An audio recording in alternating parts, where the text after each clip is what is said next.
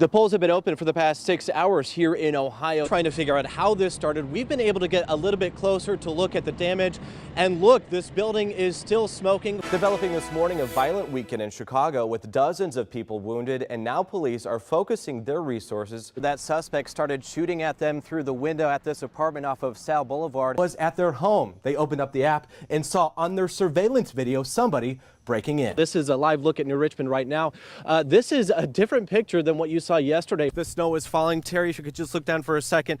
What a difference 30 minutes makes. You can hear the generator running behind me. Just goes to show the work that they're doing on this building. I said I was going to finish the rest of this guy's car. I'm not going to do that, but you can see this is a great tool to have this morning. Time right now is 4:53. We all love saving money, but sometimes what seems like a deal turns out to not be worth it. Pretty scary situation. I just heard a boom, and then I did see all the SWAT team go in. I seen all the cops running through the house. A Trenton neighborhood rattled. I was running from windows to windows. Jessica Sprinkle was at home with 4 kids when she heard gunshots next door. I put them upstairs in their closet on the floor and made them stay down, stay away from all windows. I heard a few more gunshots when they went to the door.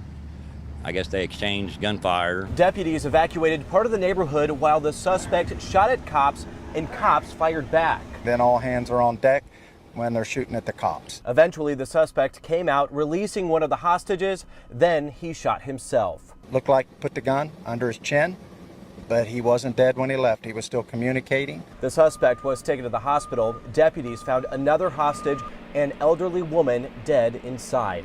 They taped off the area around the apartment for several hours, and they continue to work to piece together why this happened. Jessica Sprinkle says this was too much for her. I'm moving from this house. I'll be moved out by next week. He wasn't getting away. Even if we had to tromp through the woods to the river, it maybe took us 5 seconds to decide we're going into these woods. Nicholas Heisel was one of 5 people who chased after a 17-year-old man who deputies say tried abducting a 10-year-old girl from this Kroger in Whitewater Township. The whole situation was strange, just strange. It seemed like there was a lot more than just a guy touching a little kid.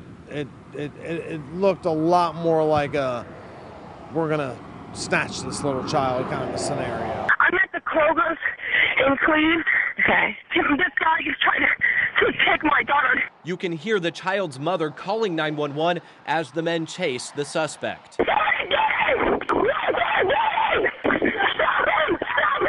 Nicholas was in the parking lot around 10:15 when he heard shouting, and that's when he and those other guys ran after that teen. It was maybe 15 seconds of us into the woods, and there, he's coming back out, he's coming back out. And then you've just got a bunch of people running across 50 and across Kroger's parking lot. They were able to catch him and hold on to him until police showed up. Nicholas was able to comfort the victim after the ordeal. I kneeled down and I put my arm around her and I talked to her. I just said, look, all these people are here to make sure, you know, this man gets taken care of. Nothing's going to happen to you. You're okay. You're safe. We hit a curve and it was like she was born. Tiffany Stone couldn't hold her in. A few days early and not waiting to get to the hospital, Ember Ray was born a healthy 6.5-pound baby girl. Once we got in the car, my contractions went from like 10 minutes apart to like back to back. Tiffany knew she was going into labor. She and her husband, Patrick, were on their way to the hospital, but only made it a few miles. 911, where's your emergency? Hey, my wife just had a baby in the car. We need an ambulance. Tiffany gave birth in their car. Their 2 young kids were in the back seat. She had the baby already? Yes. Your wife and the baby are both breathing?